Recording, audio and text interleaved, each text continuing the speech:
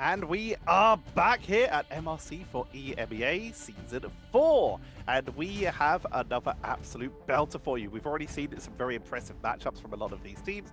And we have one of the teams that me and Ryan and I have been talking about fairly consistently since the start. VirtuesDno, already impressing us earlier today, they are going up against Planet Sainage. Yeah, this is a team that I think we've sort of mentioned quite a lot. It felt like they were the sort of iceberg team of EMEA and MRC, really, of just a squad that was like very good on certain characters. Their rosters probably haven't changed up a lot, or those players that might have been sort of more well known for one trick and stuff aren't one tricking as much as they used to. It's been a good run for them, but they have unfortunately, I think, sort of lost the upper bracket game earlier on to end up in the wrath of VirtuesDno, who we saw earlier sort of dispatch up against Legends earlier. And we seem to be starting off on the same map each time. I think it is a random domination, but Celestial Husk is free for free so far today. And VirtuesDno banning up the Jeff like they did last time in that series that we saw. I'd say one of the odds, but we know the odds. They're 1 out of 4. So we're going to be heading on in to start us off. Jeff will be taken away nice and early, like you say. And the Groot, highly prioritized by a lot of these teams. You already mentioned it earlier. It looks like Plant Sainage went down to Silent Nova to find themselves in this situation. Groot protected, Venom protected, even though the Jeff isn't available. Bucky banned out too. It feels, yeah, don't really want to get those kind of characters in the hands. And for Plant Sainage, for one, you've got Kylian Mbappe in the server that is a very flexible Vanguard player outside of, I think, being a PSG footballer still. It's a good mix to say the very least, but I think for players to like keep an eye on, you have got Side that's playing a lot of stuff. Storm, Mantis, Punisher, bit of Spider-Man here or there. And then you've got a very flexible like Vanguard on the other side that we'll guess we'll see a little bit later on. I do want to talk about something quickly here, a little bit of history.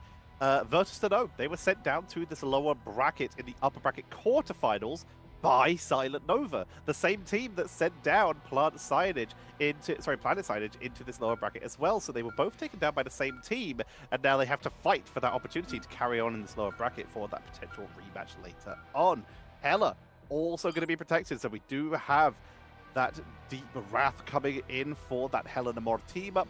Venom on the board as well, of course, going to be teaming up with the Symbiotic Shenanigans for the Hela as well, meaning that that Soul Drainer now has a slowing tether lockdown effect to it. So final bans, it's trickier to sort of know what to focus on here because it is available for both sides, right? Like both sides want to run that Deep Wrath combination of the Namor and the Hela. You're not really looking to try and pick stuff out to make it worse because you are clearly showing intent to run it yourselves. But Angela's going to be taken out. Really, it is just the one Vanguard, I think, that is being taken off of the fray, really. And a mix of the strategists and duelists especially, but no Mantis, no Jeff, no Rocket. It does feel like we're going to try and steer away from triple strategist and run more of a 2-2-2, especially when you've got focus going in on the Namor and the Hela. Which makes a lot of sense. If you came out of this watching the Ignite finals as well, and you look at the statistics for the top teams, the majority of them played the 2 Vanguard, 2 Duelist, 2 Strategist combo more than the triple Strategist combo. But again, that is the Ignite ban system. We are in the MRC ban system, which can be played very differently, as of course those mix of bans are universal. We keep reiterating it because new people might be coming into the stream. Again, we want to remind them of what is different here. But in terms of what is different, these two teams extremely similar in terms of setup, with the difference being that Planet Sainage are going to be doing a little bit of Planet X side setup here, with a bit of the Groot and the Venom team up. Groot and Venom is the combo, whereas VirtuesDno, they're going for the classic X-Men team up with Isn't it Magneto and the Emma. Is Plant Sainage or Planet Sainage? It is Planet Sainage, even though it's spelled Plant Sainage, and they're running Groot, so it's fun to say Plant Sainage.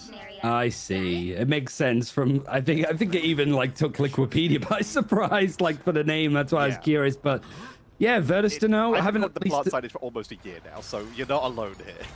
I mean, it makes sense. You got Sainage on the team, which I think is Mbappe actually. So yeah, lines up with the group. So you're perfectly fine on that one. But VirtuesDno, even though it is the elimination bracket, they were able to get a win earlier today. Planet Sainage on the losing side. So it's whether these teams can like adjust to the situations that they found themselves in form-wise today. Both teams going to be feeling warmed up, but nobody's been eliminated yet. A lot of concentrated damage going down these tight chokeholds. Maverick has taken a good brunt of it, but it really is feeding up Fraud with some ult charge. He almost has an invisible boundary to go far before anybody else has anything to work with on either side. Reminder for those who don't know, Fraud was part of the ex-Oblivion roster that won the MRC 2 seasons ago that qualified ex-Oblivion for Ignite. Now that roster did unfortunately break apart. They did sort of switch around who was playing for win. They almost re-qualified again through the open division on this roster for Planet Sainage. So Fraud has been around. They're one of the most experienced players in this MRC, along with all this new talent that's coming in to try and show up some of these old heads. As we see Axie taken down, but Sai picked up on the other side. Yeah, I've always seen Lipton quite a few times too over on the Namor, has a Horn of Proteus. You can see the neurons firing in his head of like, oh, if they stand like this and they line up a little bit more, this would be a perfect way to slam down with the Monstro. But VirtuesDno disengaging, trying to reset their positions. They're not necessarily on a divey composition, but you can see the Vanguards going one way, trying to pull the focus from Planet Sainage away to the left-hand side to open up a bit more space for the Hela and the Namor, and to force Planet Sainage away from this high ground. It is the Monstro that's thrown in from the Horn of Proteus. The visible boundary is going to be used, whilst VirtuesDno have got the Silent Seduction in play. It's a pick either side. Duelists taking each other out, but now Lipton's found himself just a little bit more. Alexi, that was really good in that debut series that we saw earlier on today, has been picked off and taken out, and VirtuesDno still fighting, still dedicating with a fate of both worlds despite losing a good bunch of players and not having control of the objective. Lavender took the Hela duel versus Sai, but the rest of their team goes down. Planet Sainage holding at 87% right now with all of their engage abilities at the ready. Tied on third, snipes Lavender as they were waiting for the rest of their team to show up on the flanks. They could try and go in for a wraparound play, and with no revives, this is now a 5 versus 6. VirtuesDno not in a great spot to try and reclaim this. They might in fact just try to save ultimates. That's not the case for Kellyan though, who moves on in. Horn of Proteus to capitalize onto that strangling prison, and Planet Sainage showing no mercy. They plot their Sainage on this first point, looking to take the 1-0 on this first map. The roots are taking root on Celestial Husk. It was very clean, even with a portal play for VirtuesDno. It just didn't seem to really matter in the end. You have a really nice strangling prison. You got the invisible shield that was set up from the invisible woman of VirtuesDno. That was broken. Horn of Proteus threaded through. Not quite an eye in the needle because it is a giant whale that you're sending through this gap, but perfectly placed to get the eliminations and to just keep VirtuesDno consistently on the back burner. Planet Sainage just looking really coherent, bouncing back after that series loss. What a setup there. A lot of ultimates were used by Planet Sainage at the end there with the Straggling Prison and the Horde of Proteus. But Planet Sainage, they still have the Silent Seduction, they still have Goddess of Death. Look on the other side, VirtuesDno, closest they have is Invisible Boundary at 82%. Everyone else is 50% or lower. I mean, not only did Planet Sainage win that first point on this map, they have the ultimate advantage heading into the second and can probably get the early cap. Capture the mission area. Got it? See now what VirtuesDno had a bit of a struggle last time. They did pivot over towards the Hela Namor in that first series against Legends, and it looked a lot more stronger from them. Could be repeats here, but the composition isn't changing up all too much. With the Venom in play now with the Emma Frost, which is a little bit different from what we saw earlier. But a Goddess of Death from Sai, not going to be needed for that first elimination. Lovely pick onto Debated, but he can really start to put a foot down on this point. Might not even be needed. I feel like we're setting this up touch of like, okay, yeah, Planet Sainage have set themselves. Oh, they just get the eliminations. They just take the point for free. Foreboding for VirtuesDno for sure. Yeah, they didn't even use those ultimates there. Debated is now charged up with the Invisible Boundary. Axie doing a very quick charge up with that Horde of Proteus. Able to bring them back in as well. Now Draco with the fate of both worlds, which they might hold on to. No! The overlapping ultimates from VirtuesDno. Fate of both worlds and Invisible Boundary both been coming out. Traded just for Fraud, using their own Invisible Boundary, but it's enough to take out the Emma Frost from Planet Sainage. Zenny almost charged up for Fate of both worlds, but it's not in time to save Lipton as Sai takes to the sky, but is picked kicked down to the ground immediately here. And VirtuesDno actually taking a pretty solid fight here, but a fatal block from Zenny going to be coming on out with no defensive abilities left. For VirtuesDno, they have first line of seduction just to try and zone and contest this for the turnaround with the counter from Ken as Sainage just takes the sky for themselves here. No defensive abilities left for Planet Sainage this time. VirtuesDno sustained through that fight beautifully. It was a really nice play of both worlds from Zenny as they were a player down. Now Lipton's back into the fray with the Horn Proteus. You see the tidal dirge thrown in to just add a bit more damage onto the objective. But VirtuesDno using so much Sonic Seduction, they used the Goddess of Death. Horn Proteus available on both sides now, but VirtuesDno don't want to over-dedicate because this point has been trucking along nicely from Plant Sainage as it's now reaching 3/4 done. It might be a very quick first map here, Tetra. VirtuesDno don't get it together. They're able to get at least a pick onto the invisible, onto the Emma Frost as the invisible boundary is going to go up in time for Plant Sainage to keep people going. They're surviving, but now the portal play is going to be in the hands of Maverick. It's going to be a quick turnaround, and even though the picks are going VirtuesDno's way, this could be a very quick reset for Plant Sainage. They're going to lose the point, but maybe not by much. They swapped onto Strange, but it looks like they swapped off it, counter, and deciding against the portal play here. But assuming they didn't activate it, they can hold on to that for later. Maverick up to 47% towards their own side of seduction, whereas Kellyan already charged up with that straggling prison, which with a Horde of Proteus could be more than enough to burn through VirtuesDno. But VirtuesDno have both their defensive tools coming online once again after being dropped at the same time earlier, means they are also recharged at about the same time. What am I? Invisible? Seeing if they can find themselves a gap. You see the dive maybe being set up from VirtuesDno, but they don't want to overstep it. Certainly when you're up against Invisible Woman, that force physics and the freeze actually from Luna Snow could make that CC a little bit too much to deal with. Lovely shots though from Lavender from distance. Again, uncontested, just fighting from that back line. Able to string a few picks together, and Plant Sainage do need to try and reset here again. Everybody taken out. Living up to the Plant Sainage here as Lavender's knocking them down like a knocked over bowl of potpourri. Just insane setup here for VirtuesDno to try and bring this back up to 53%. Planet Sainage, they still have their wombo. They're just not finding the angles. VirtuesDno have set up such a good concave here that it's making it insanely difficult for Plant Sainage's kind of wombo-based setup unless Sai can actually win the duel versus Lavender to create the opening. Feels like Planet Sainage would have a lot to line up. Strangler Prison, this has to be in line with something. And there's the Horn of Proteus, but with a good amount of distance. It isn't going to get the elimination final blows, but it has set up Maverick and Mbappe to find the good 1-2. The Tiki-Taka are able to bring up 3 picks in the end for Planet Sainage. They now have the Silent Seduction in play to try and clean up house. It means that Andreyko needs to move over to the Strange to try and contest this. But it's 90% on the board for VirtuesDno. The point is going to flip over. There's going to be a touch right at the edge, only just. But you might be losing out players one at a time here as Emma Frost has got hands onto the Strange. He gets taken through. Everybody else is starting to try and pick a side, pick a fight. But look how Planet Sainage are just cleaning up house. Invisible boundary put on the objective, making it a little bit more burdensome for VirtuesDno to just have a toe on the point to keep this contested. Nothing left in the bank on this one. And whilst it's a 2-0 first map for Plant Sainage, VirtuesDno fighting back on second. They contested a little bit there that time. They were able to hold it. They even swapped over, like you said, to the Strange. They adjusted to the Adam Warlock because if you're going into that final fight, Soul Bond's pretty good because it's always a reset charge when you swap over to it. When you go for a portal, it's a great setup to try and hold on that point. But it did not matter. That was a Planet Sainage control there.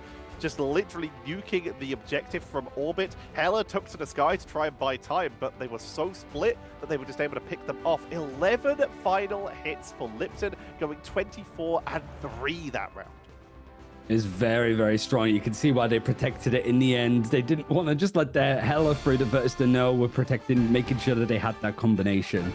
But you could see just like how much like damage difference it seems to be. Not too much. Lavender and Anxi were able to sort of keep the numbers up. It's just you sort of looking at Jebaited having a bit more of a rough time with the healing output in comparison to like Fraud and Zenny. But I think that's just like positioning a lot of the time. When you're constantly being reset, you can't really get it together. And a lot of times Jebaited was just like shot from distance from the Hela or Namor, just picked off on these like fine gaps. Not too much for you to be able to work with it and work through it. But now it means that VirtuesDno have a choice of map to go to. It's the first map loss I think that we've seen today, so they could sort of take a pick at domination again. They could go to somewhere different else, but it is going to be a break before we see exactly what kind of map VirtuesDno want to take us to. So before we see exactly where it's going to be, we'll see you very soon. Be right back. Planet Sainage have made planetfall here in the Marvel Rivals Championship Season 4 and are looking extremely strong. We saw VirtuesDno have a very good matchup early on and already find themselves on the back foot when faced by, well, the planetary force. I'm going to use the word planetary too much in these analogies, I feel. Yeah, I mean, galactic, potentially. That feels like a good one. A big team to face up. And it is kind of weird to say Planet Sainage is like the more experienced here, but that's kind of it. They've been through this gauntlet, this gulag so often that it feels that they are very well versed in being on the back foot in this position. However, VirtuesDno feeling like that could have been just an out-of-form blip for them because they have brought us to another domination map. Not Hell's Heaven this time, but instead Krakoa. And I am curious to see if the draft is going to look a little bit different, if at all, because it did feel there the Planet Sainage were happy to go onto that deep Wrath combo, the team up with between Hela and Namor. Maybe VirtuesDno want to go for something a little bit different in their approach because it felt that it was a bit of an outmatch from that. We'll have to find out, like you say. Will we start to see the adjustments in this, taking out that Hela Namor? Will we start to see potentially something a little bit more brawly, with the Soldier potentially lead on a little bit more? We'll have to find out as we're heading into the Hellfire Gala, as it is time for Krakoa in map number 2 of our best of 5 series here in the lower bracket. Winner moves on, loser is eliminated. So Jeff banned out. We've seen little bits and pieces, but not really off either of these two teams, I think. Psylocke is going to be banned out as well for Planet Sainage, which feels like that is probably the most dictating move of the draft so far. Of just, okay, you want to take out one of those stronger divey duelists. It might be worth VirtuesDno like protecting something a little bit early because you know that they might gun for the Star-Lord, that they might try and take out the Bucky. Lipton is already hovering over it, so he seems good to be happy with no matter what happens. I guess the point is VirtuesDno going to protect the Mantis and maybe try and force out a little bit more triple strategist. We have some options here, triple strategist, or even we've been seeing people run the Mantis in the dual strategist lineup, harkening back to Season 0, where it was very much either the Cloak and Dagger or the Luna, along with a Mantis, sometimes when one of those was banned out as the main strategist trio. Going to be seeing Namor taken away, though. VirtuesDno not wanting to deal with that tidal dirge and to heal again. And Namor taken out. Makes sense. You might want to leave the Hela in because it set up the 2-2 a little bit more in a versatile way than Namor would do. But Angela banned out. You have some areas where you can certainly knock them off of the map, but just reducing and removing some of the other diver options, both Cap and Venom, are still in the fray, however. A Protect is going to go onto the Bucky. So if Planet Sainage do get forced onto more like triple strategists, they have one of the best duelists to work alongside it.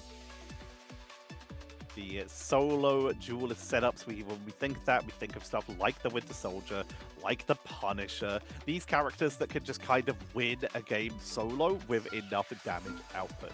Star-Lord also fits into that role very well, but you've got to be very careful there, as that Galactic Legend can be countered by a good Strategist Ultimate, so you've got to make sure that you're staggered correctly. But one more big Strategist Ultimate will be removed here if Star-Lord's looking to be played. You want to get rid of Luna. Fate of Both Worlds is an extremely long-lasting ability, less than it used to be, but it will still outlast the majority of a Galactic Legend. Yeah, Venom is going to be banned out. Hela's still in the fray, so Venom's the anchor for that one. You still have that.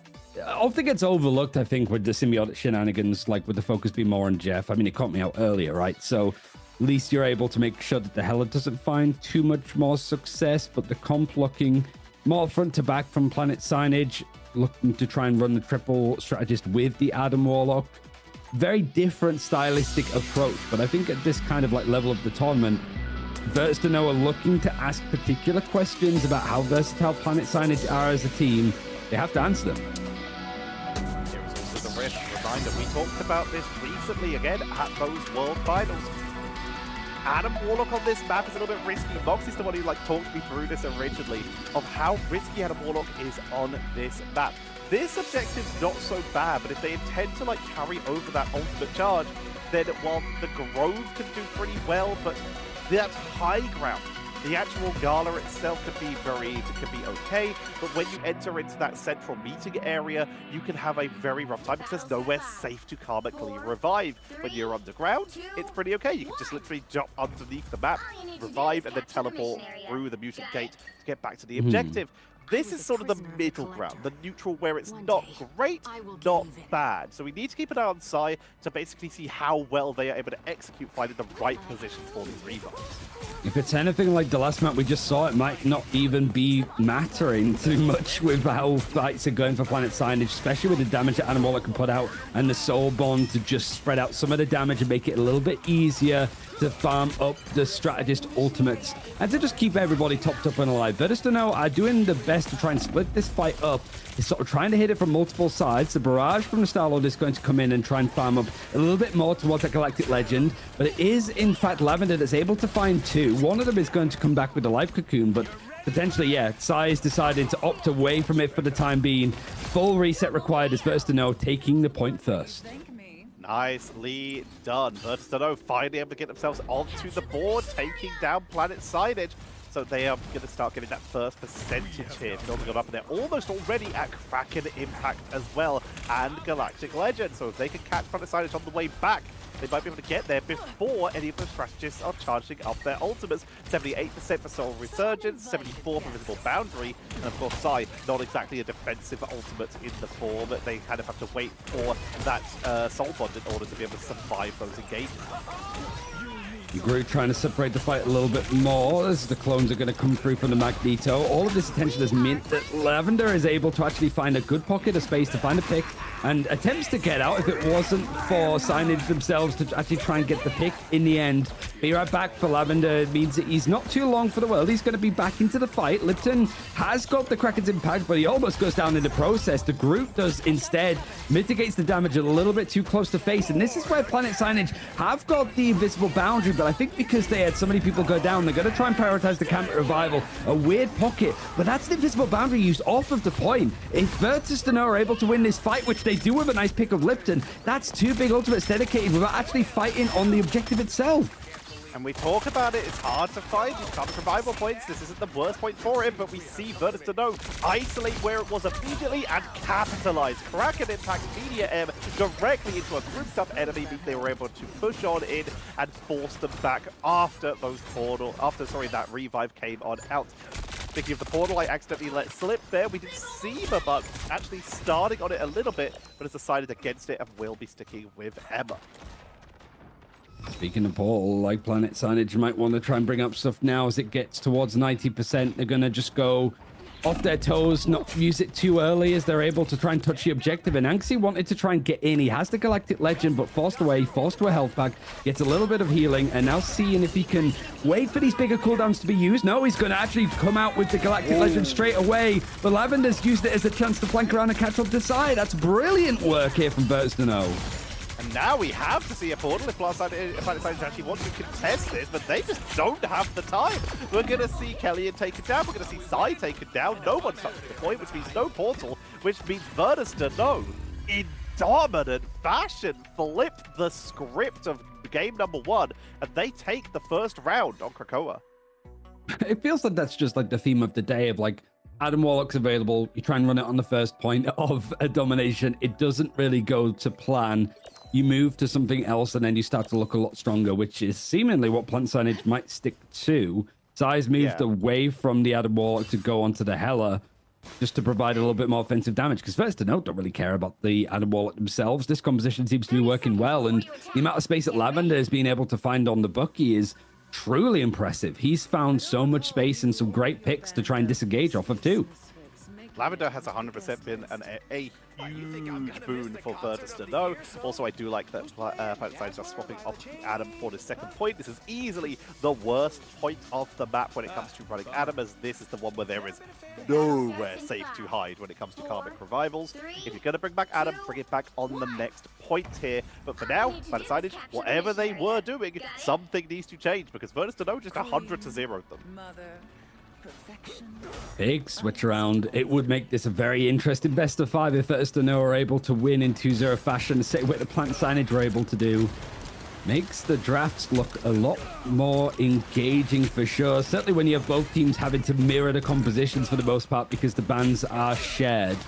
But you have the Sainage Seduction available for Mbappe. The damage boost from the Iron Amplifier is going to be nice too, as Planet Sainage able to touch the point, really make and bully VirtuesDno back off a little bit more, but they have still control of the high ground. They're not going to give up the point for free, as it is going to be hotly contested, and with big ultimates to boot, VirtuesDno now with the Meteor M, Alexi cannot get too much. Sai forced to use the Goddess of Death, able to at least catch onto the Star-Lord. He didn't have his ultimate quite, but there's another Meteor M in the hands of Maverick. Cannot quite connect. The BR back means that this is still pretty much everybody fighting on the objective, as Planet Sainage is so close to actually taking it. Still finding the picks, but VirtuesDno are starting to drop. No grease in the game, and we found out it was not Plant, but Maverick still manages to hit the tree. They were able to hold control for the moment, finally forcing VirtuesDno off the point as the percentage starts to tick up. But the fact is, these fights are going pretty long. VirtuesDno are still contesting these, but Lavender is abandoning the Winter Soldier, as we talked about earlier, and it is the Hela that will be brought in to just try and outrange Sai. It was one of the sort of main switchovers that benefited VirtuesDno earlier. More so because he had that combination, but Sai has been finding so many picks, certainly on the backline. The strategists are the ones that are going down first in these fights. Just off Sai, taking pot shots more than anything. He is being pulled out of position, takes a lot of damage, but the peel at least is there off of the back of Fraud. They're trying to fight on this high ground together, really perch up the Hela to be a complete nuisance and force VirtuesDno to go from this high ground. Lipton. For a Bionic Hook, but picks up the Galactic Legend for the first pickup. Defensive tools they have to burn. That Cosmic Guard Amplifier, and they do still go down. Zeddy taken out. Actually going to be just teleporting away with the Astral Jump to make sure that they are safe, but numbers heavily in favor of VirtuesDno. Ken goes down, but it's brought back, and the Battle Rebirth needed to keep this fight going. And Planet Sainage looks like even though they were down, they try to contest it. It's not enough. Lipton still full. The Invisible Boundary coming in just a bit too late, and Fraud almost taken down themselves here. Oh, Mbappe has done well. Fraud, the Invisible Boundary, has worked wonders to keep the team alive. Meteor M, if it can find a pick, this can keep things really nicely going for Planet Sainage, and it does. Most importantly, onto the Invisible Woman on the other side, just after using the ultimate. Both strategists, in fact, using the ultimates for VirtuesDno, starting to try and clamber their way onto the objective, but it's still in the hands of Planet Sainage. 85% now. There's so much delay actually coming through. Now the Goddess of Death trying to just being up on the high ground is going to be pretty much instantly reset from Lavender, but 99% is looming for Planet Sainage. 96, 97, it's finally stopped. VirtuesDno able to get the flip and clean out the remaining resistance from Planet Sainage, but that was Delay City. Ultimates had to be used from VirtuesDno and Planet Sainage just to make sure that that was picked off from the side of VirtuesDno, and very importantly for Planet Sainage to get them up to that level of charge. Great turnaround. They're setting themselves up beautifully. VirtuesDno now have to hold this with essentially only the Goddess of Death until Axie, assuming they survive this, having to Astral Jump away, gets that Galactic Legend. Yangtze just tried to bide his time, almost let the rest of the team take fights. Oh my god, Sai is absolutely destroying people with these hits. Even the Magnetos are having some really nice shots in the end. Everybody's feeling mechanically very set up on this one. Alexi finds the pick onto Sai as overtime is now being brought in by Planet Sainage. They're able to actually take the point back with all of the ruckus and the hubbub happening just off of the point, able to bring it into their favor. It could be a 3-pointer here on Krakoa as VirtuesDno wanted to try to make this map choice theirs. The portal is going to come in from Ken, so you're down a little bit more of that mitigation. You still have got that 2-2-2 set up, but Andreyko has taken so much damage as a rocket, able to disengage as more people are trying to get through the point, but it's mincemeat for Maverick. Lavender and Lipton both go down, but VirtuesDno cannot stand on the point. And Planet Sainage even us up on map number 2. We are currently sitting at 1-1 on Krakoa. If Planet Sainage take this, they go to match point. If VirtuesDno take this, we are evened up here, Ryan. It's all you could hope for, really. But it is more of the same of, like, almost the opposite of VirtuesDno dropping the first point and being able to, like, claw it back in the end. But Planet Sainage, a slow start on the carousel. 30 seconds before Moving away from the outer wall, things working out quite well. Fraud having the invisible boundary to boot, I think it is. Acting up a little bit, I think, in the UI. But yeah, regardless, that is the one ultimate that's working with. Well, we'll see. There we go, 94%. So yeah, we just have that's a bug we haven't seen in a while, but not a harmful one. I remember it being a bug, but I was like, did they get rid of that? Am I? It's just used on the point. There we go. There we go. We're charged up. All good as we make our way down to the objective. This is the map where if you want to bring out Adam, this is the point where you need to do so. But with all of those abilities almost already charged up, who would they swap before? It would be Sai, but with already 65% towards the Goddess of Death. Why would you? Just take the duels and just try and take out Lavender early. Seems to be more of like compositions mirroring each other, which tends to happen at this level. And Planet Sainage feeling that they are just pound for pound a little bit stronger. They have more time together as well, so you can't really say that things are not leaning towards their advantage. Is more of the picks whether or not Lavender can find the eliminations for VirtuesDno with the space that's been created, but it's Anxi that's actually on the bookie this time, seeing if he can just get some more damage coming through. The hook is a nice one, tries to push back the Magneto, but he's staying in position, a bulwark, and the Meteor M is going to be used on the other side. Lovely pick in the end onto Lipton, spots him in the corner, but the Meteor M was used over onto the other side, taking out a duelist on Planet Sainage too. Execution, track and impact to wait at the end of that. Iron Bulwark. Fraud goes down. Axie makes it a double. Maverick falls. Fraud will return at that battle rebirth beacon. If they do, his will have the extra sustain, but with no ultimates, it is a routing here. Planet Sainage will be heading off world as VirtuesDno take first control of the point once again, up to 5%, and they still have that Cosmic Yard amplifier for all that bonus health, which can be matched by Planet Sainage. But overall, VirtuesDno, they now have the advantage of positioning and numbers. Beautiful pickup from Lavender. They've done well trying to push back this fight. It just means the Planet Sainage unable to take the point first. Might start to sweat a little bit more. VirtuesDno trying to disengage, find a different area to try and take this fight. Happy to give Planet Sainage the high ground as much as they can, just seeing if they're going to be coming through there, whether they're going to try and flank. Really need to be keeping an eye on where Lipton and Sai could be fighting from, but they're not as tricksy as I think Lavender is, who in fact has tried to find a barrier back, but I think it was picked up just in time from Zenny. For an attempt, an opening to try and set up for this engage. Planet Sainage, they lose Magneto early, but they're still going to pull the trigger with the silent seduction. Able to pick up quite a few backline members for the battle rebirth. Beacon keeps the numbers even up as VirtuesDno with that Cosmic Yard amplifier damage output on melting through Planet Sainage, keeping control of the point. Fraud is just taken out like a clay pigeon.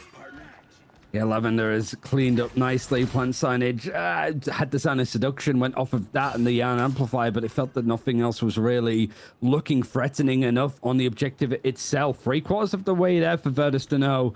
Planet Sainage, where are you going to try and take this fight from? It seems that the Magneto wants to go through the Route 1 approach, but you have to be careful where the Magneto is on the other side. In fact, he's going to be isolated, I think. Alexi might have got more than he bargained for, but he's very good at getting out of these, like, 1vx fights. He's going to try and go from the high ground with a Meteor M, and look at this positioning. Planet Sainage is sort of stuck in between a rock and a hard place, and they still need to touch the point. 97, 98, 99, they do touch with a nice little run up from the Emma, but Kelly is going to be dropped incredibly low, sets up the reset, and that might be the closing nail in this coffin as VirtuesDno clean up that last point. They control Krakoa and even us up to a 1-1 in this series. They spotted really nicely what Planet Sainage wanted to try and do with the draft in that first map that we saw of Celestial Husk. Wanted to make sure that there wasn't an over-reliance onto Helen anymore. You can still play with pieces of it, but you can go for triple strategist. You can try to go for more of like the Bucky Hela setup. And VirtuesDno winning some really key and close fights in the end, and a good response. You get a map choice of Krakoa. You go to domination again. And you have a solid performance, certainly from Lavender and Anxi, that just found so many openings and so many ways to stagger Planet Signage when they were regrouping. And the regroup seemed to be where they, like you said, found the most advantage. While the stagger was good, it was also just where they got those staggers. Able to push all the way up to the choke points and almost all the way up to spawn at one point as well. This kept the members of Planet Signage busy, allowing VirtuesDno to control the objective. The resets from Axie adjusting into that setup. Lavender, who we just keep talking up for good reason, because they are absolutely goated on basically everything we've seen them on today. Means that we might get a full series of these guys. Elimination is on the line. With VirtuesDno, it's pretty much on a tightrope so far as you've been in that losers bracket for the entirety of the day. But for Planet Signage, had to adjust because you were pretty close to being in that upper finals of MRC Season 4, but unfortunately losing out to Silent Nova. A bit more to fight on. I can tell you again that we're not going to domination, but I feel like I like sort of keeping it a secret up until we're about to go into Game Tetcher. Agreed. Very fun to like keep it a little bit secret, keep the mystery alive as we are getting ready for our third map in the series. Remember, this is a best of 5, so both these teams still have to win 2 more in order to get in for that lead. But we'll be waiting to find that out as we need to make sure that everything is sorted and organized. So make sure that you don't go anywhere, or if you do, make sure you're back in time for map number 3 after this break.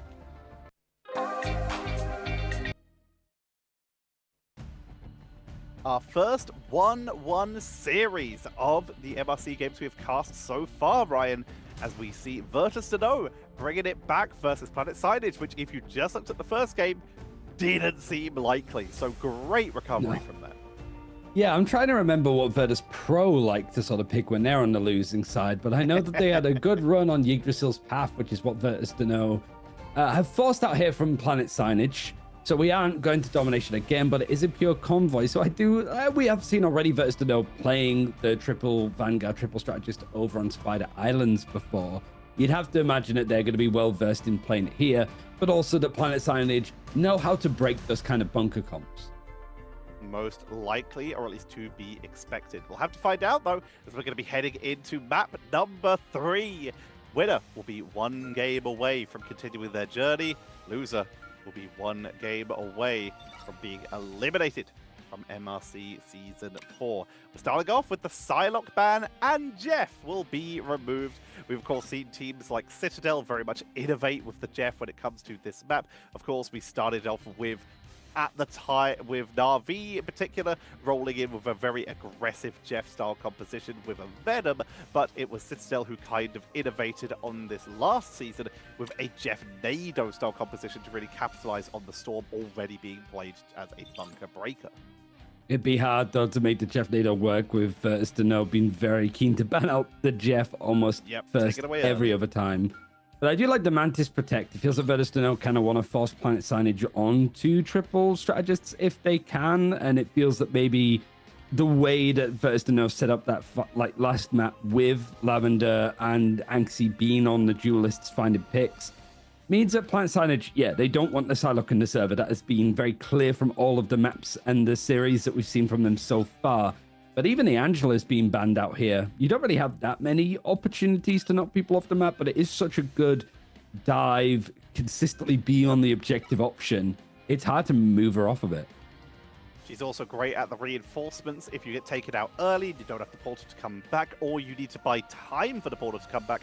Angela's another one of those very fast rollout characters, along with Venom, who's being banned more consistently, who can reach the objective quick enough to maybe buy enough time for a portal to come on out. We're going to see the mod going to be protected, as is Star-Lord, meaning that we could see a baited out Hela ban from VirtuesDno, as we will finally see that Venom removed from the board by Planet Signage. You'd have to imagine, and I think it's kind of clever as well, like the protective, like, yeah, you can run it yourself. I think Lipton was the one that was really putting Hell down, and you sort of know, yeah, okay, without the Namor last time, it was still very easy for Lavender or Anxi to be able to do damage on the Hela, so it's not as easy with Namor, I'd say, in comparison. Or at least you probably have to put in a bit more time to really get the most out of him. In the same vein, it's also a little bit better, I guess, against some of the Divia compositions. which is maybe, just maybe, what they're expecting VirtuesDno to try and do. Lavender moving on to the Winter Soldier on the side of Planet Sainage.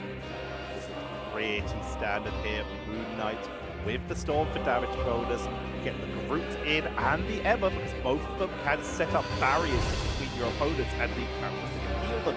Groot, of course, with his Thorn Lash walls or his Iron Root walls, and Emma with the Knight's Aegis. If you interplace them in between your opponents and the front line and the strategist, it actually removes the healing output because it will block not so much line of sight when it comes to the Mighty Aegis, but at least targeting, utilizing that shield as a offensive tool as opposed to a defensive. So I keep them to myself Yeah, for a reason. offensive is putting it lightly. I think it can hurt quite a lot. VirtuesDno on the defense to see Planet Sainage try to set the pace after that map loss. It wasn't a shock, it wasn't a surprise, but certainly peaking of interests to see if this series goes to full distance now. Planet Sainage trying to come out with the Moon Knight and the Storm. Damage boosts aplenty. Mantis is available for both sides. As a reminder, it was protected, but that extra bit of damage boost not going to be needed, at least as it takes down the Star-Lord, who's brought back from the BRB. That means that BRB is already taken down. Anxie dropped to half HP right off the bat again. Lipton charging up already at 75% towards a hand of Khonshu. But it's Kellyan who he may have to wait for, as we're at 45% towards the straggling prison at the moment, as VirtuesDno take a more defensive position. But that first corner, where a lot of teams will usually try and go for that first defensive hold, has already been breached. Planet Sainage are just rolling through this with the hand of Khonshu and that Cosmic Guard Amplifier at the ready. The Rocket getting focused down into the backline, and we see the Invisible Boundary and the Cosmic Guard Amplifier layered on top of each other from VirtuesDno. And it's a huge opening that's being created for Planet Sainage. While they'll lose this fight, they now have a great opportunity to try and break this hold with no defensive tools left. They were on the back foot a little bit. It was the invisible boundary that was forced out, but they got so much value out of that Yarn amplifier that came in from Andraco. Certainly Alexei on the Magneto's been able to output so much damage and wants to see if he can get the right click. Oh, onto Lipton. He absolutely decimates him. Just means that it's going to be staggered out a little bit more from Planet Sainage. They have so many ultimates to try and combo, but this position on the map where the payload is stuck isn't benefiting him. However, that force physics is great. It forces Magneto onto the low ground. He kind of gets stuck on the step, but look how much damage Alexei's able to take.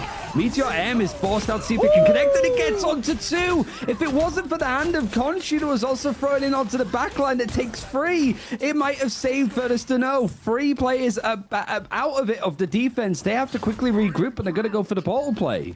Portal can come back in, but they've already got Lavender on the flank, or Anxie. I can't see who it was to potentially try and delay. Looks like they've got one from both angles. Anxie going to be coming on in with the rolls. Means that they can stay sustained on this with the bonus. Help taking out the arc. Crack and impact from Lavender, attacking from the other side, but the Omega Hurricane onto the point to try and zone out from the portal and prevent the sustain. Lavender's the first to fall here, but Zeddy removing a huge chunk of healing from Planet Sainage as Fraud goes down as well. And it looks like Planet Sainage will be repelled. Delay is just long enough for VirtuesDno. Just in time that they got everybody together to fight this one. Oh, what a fight. If it wasn't for some savior work from Alexei that always tends to turn a bad opportunity into a judo throw for his team. I plan Sainage finding free with the Strangling Prison Hand of Khonshu combo, but it still feels like it goes even in that fight.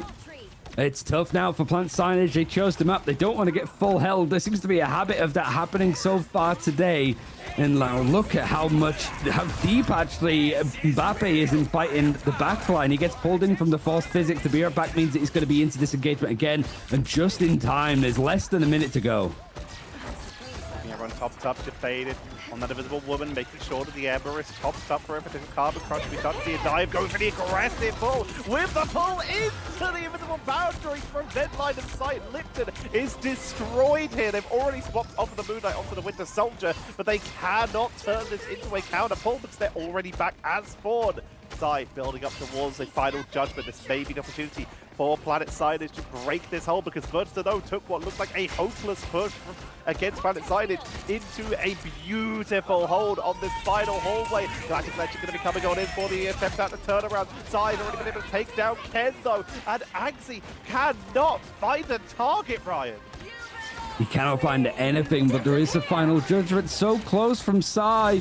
it doesn't really get the benefit of the amplifier, but he's able to output so much offensive capability. In fact, he's able to take out Alexi in the process. You got the Starlord that's had to try and dip with the barrage, able to at least get to safety, but a final judgment could very much curve Plant Sainage over this first checkpoint. Outside of domination, we haven't gone past the first checkpoint at all so far today, but there's no way to contest with the group walls. And in fact, look how quickly Sai is willing to get in and get involved. Tried to catch VirtuesDno as they reset. He leaps into the fray.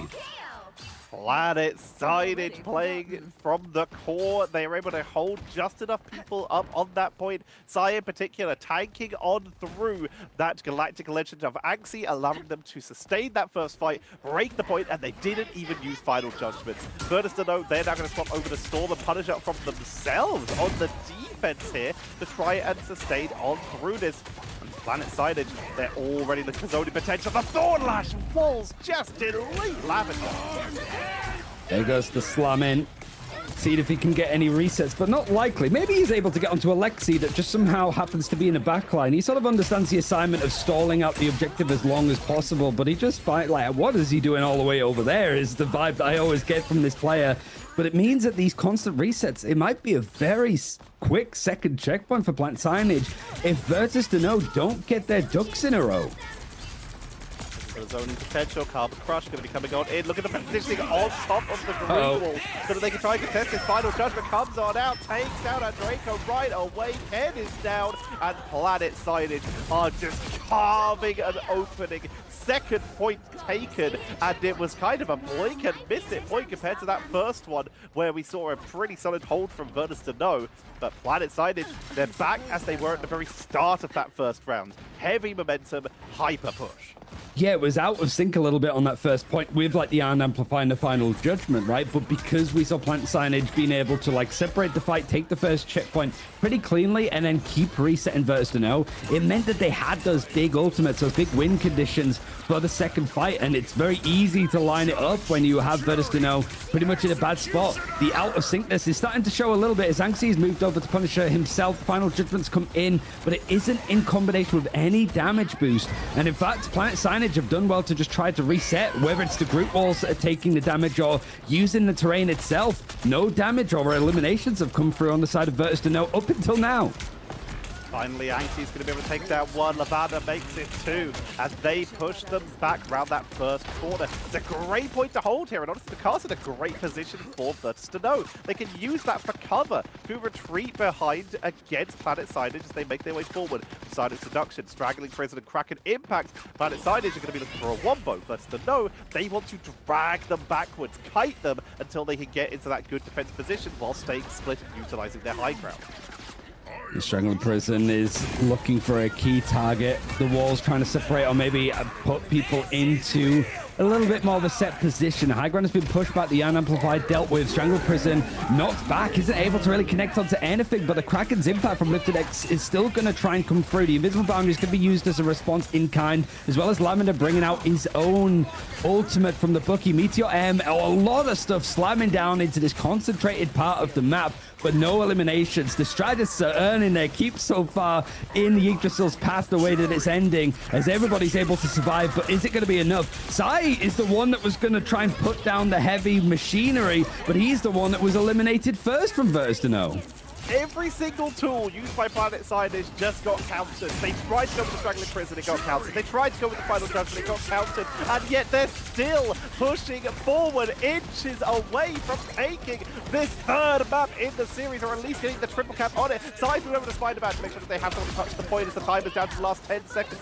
Lipton going to be able to portal in, but Sai has to move forward and touch it. But they're taken down. Lipton, can the portal reach? Yes, it can! It means that this round continues. VirtuesDno already on the point, built up towards that Kraken impact. Just try and burst them through on the point. Kellyan has Straggling Prison at the ready and has to use it early because they're dropped low to try and finish up at least some of these defenders, some of these backliners. But the Silent Seduction from the side of Ken, blocked out by the group wall. The sustain is good with that Cosmic Guard Amplifier from both sides. 40 extra sustain. Lavender rushing back to the point with the Kraken impact. Could be all they need to sustain this, Ryan.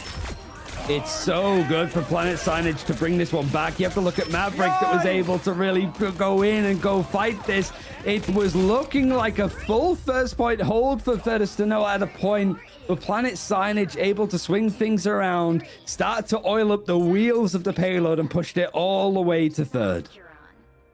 Well executed final portal there by Planet Signage, able to utilize group walls to block the Emma Frost there with the Signage Seduction, and then they were able to sustain on through the Kraken impact attempt from Lavender, allowing them to get that final push coming on in. It was a last-ditch effort, but it was executed very well. It seems to be where Planet Signage, they seem to only live in hyper push with all the momentum that cannot be stopped, or in the last 10 seconds of the game.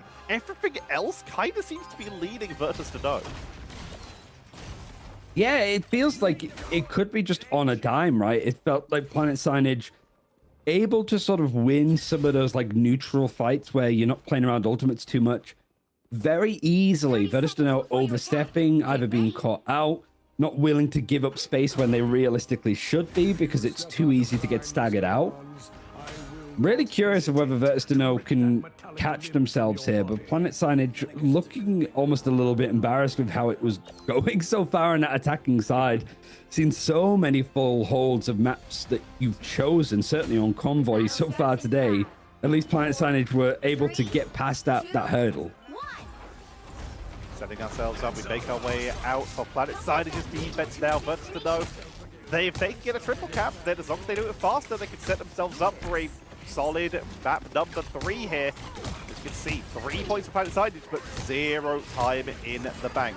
Defensive position set up by Planet Signage, going for a standard 3-0-3 setup for this defense.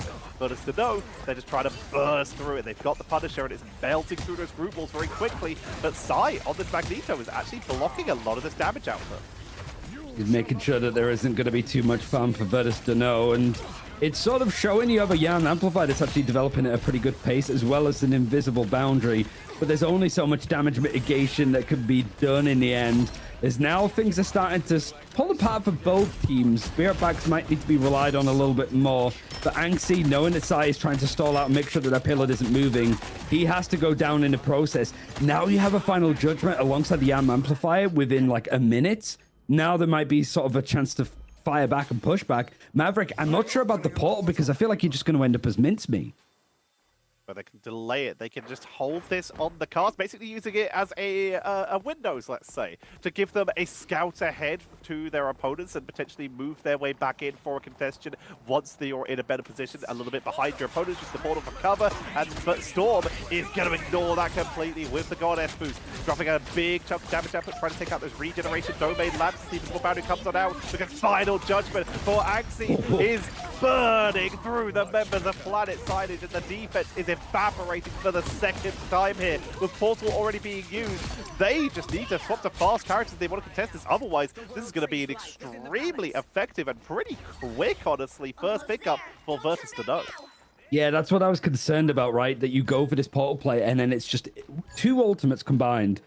3 even, sorry, with a Meteor M, but you still have 3 in the back pocket for VirtuesDno.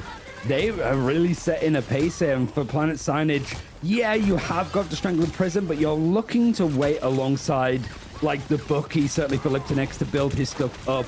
Zenny has got a Mischief. I don't think it's going to be needed now, but a Mako Hurricane is going to be used pretty early on, maybe providing a bit of space for VirtuesDno to switch off of the character, or at least clear up some of this more offensive play that Planet Signage are trying to lay down now. Maverick from the top rope, dropping down from above to try and get that early pickup onto Alexi, but they tank on through. Kellyan also barely standing here, has some struggling prison just for the attempts at the turnaround, but it comes up as Kenlack is taken down. Alexi falls as well. The Battle Rebirth Beacon brings back the Emma, but the rest of the team is falling thanks to the numbers advantage. Sai is going to be the only person traded out. Never mind, Zenny goes down as well as no one is dealing with Lavender. He's so hard to deal with in all of the games that we've seen so far today. You got the group that's being grabbed up. The Carbon Crush is very effective from Ken, as VirtuesDno stalled out a little bit more as Planet Signage have held the line, but you could see just how much of a dedication it was from the offensive team. Planet Sainage now having to try and regroup. They're going to be forced through this choke point. But I'm a little bit scared that if VirtuesDno overextend, that Sai is going to set himself up very nicely with his final judgment.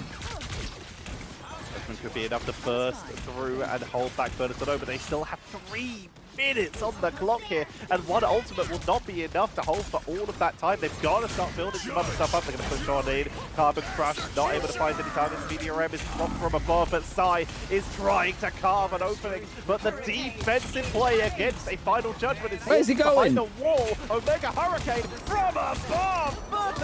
No, they carved their own opening.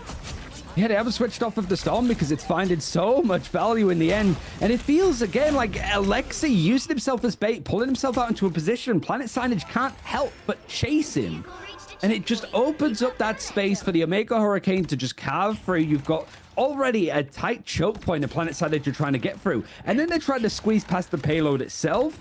Yeah, no wonder VirtuesDno were able to sort of clean up house from that point. And again, of Alexi just sort of creating so much space as this Vanguard.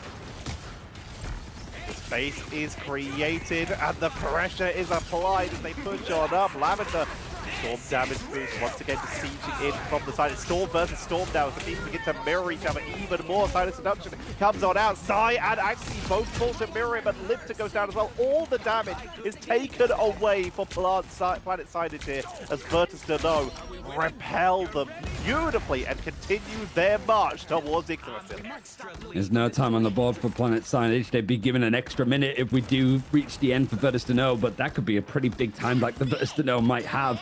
Still 3 minutes left on the clock to try and finish out, but it's not often that you're able to sort of win out a couple of good fights and finish here. It ends up being a little bit more of a slog, and you've just lost one of your front line. The Vanguard of Emma Frost is down, and you can already see VirtuesDno trying to reset very quickly. Like, they don't want to overextend, and they certainly don't want to give Planet Sainage any more ult charge because they have almost 5 ultimates to work with. Look on the other side, VirtuesDno currently sitting at Meteor M side, the Cosmic Guard Amplifier. Final judgment close to an Omega Hurricane. Cosmic Guard Amplifier is going to be the first to get dropped down, but this is the opportunity for Planet Sainage to just take it down quickly. They burn Invisible Boundary and Meteor M taking out Axie. Sai is brought back and Battle Rebirth thinking to keep this fight going with their own damage boost. Silent Seduction coming on out. Maverick trying to contain them, trying to zone them here as VirtuesDno are starting to evaporate, but with 2 minutes left on the clock, they have time for 2 more pushes. One on foot, one on portal. Maybe a little bit more if these keep getting staggered out in the end, but this is more time that's been bottled from Planet Sainage, all the way pushing to the attacker's spawn. We have seen this being punished in some areas, force physics more to deter and push away exactly where Maverick's found himself as opposed to pulling him in and being overextended. But with the full charge of that left click, he is happy to just be farming up for another Sonic Seduction and make sure that the strategists have something to work with. They're trying to pull the Magneto into a precarious spot, but in the end, it's the Bucky that's tried to make this a little bit more of a brawl just on this, like, slivering snake way of the third. It is now VirtuesDno taking their offensive capabilities, finding 3-4 onto Planet Sainage.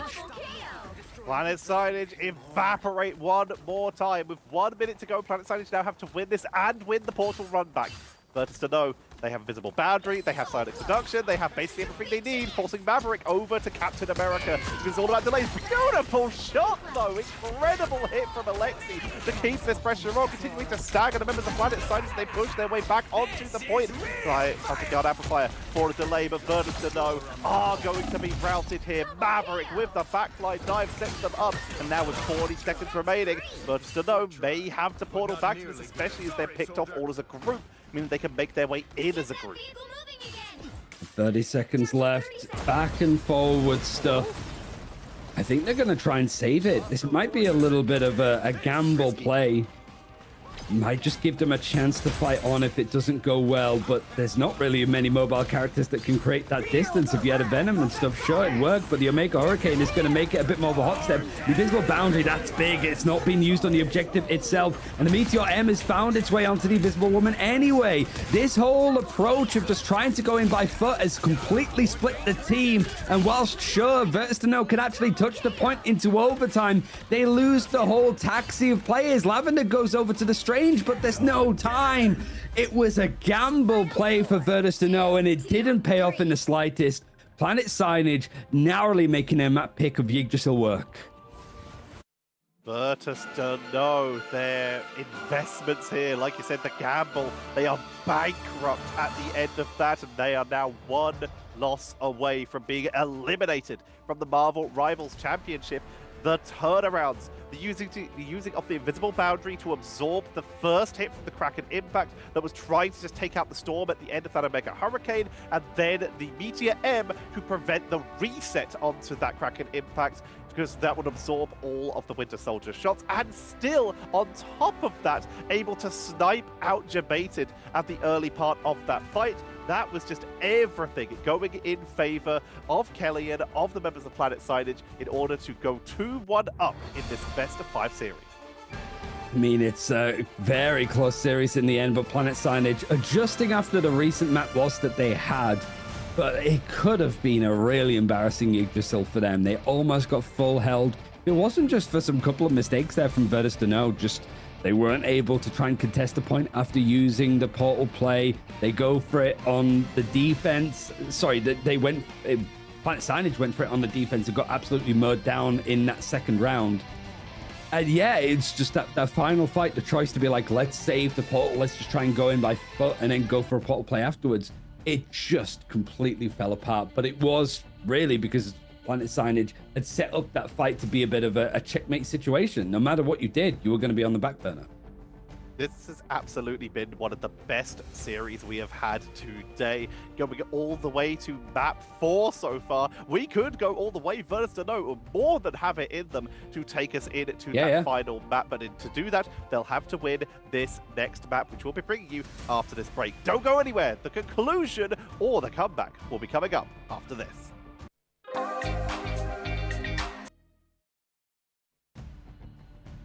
We are now one map away, potentially, from seeing the elimination of VirtuesDno, the team that started off our day in such dominant fashion.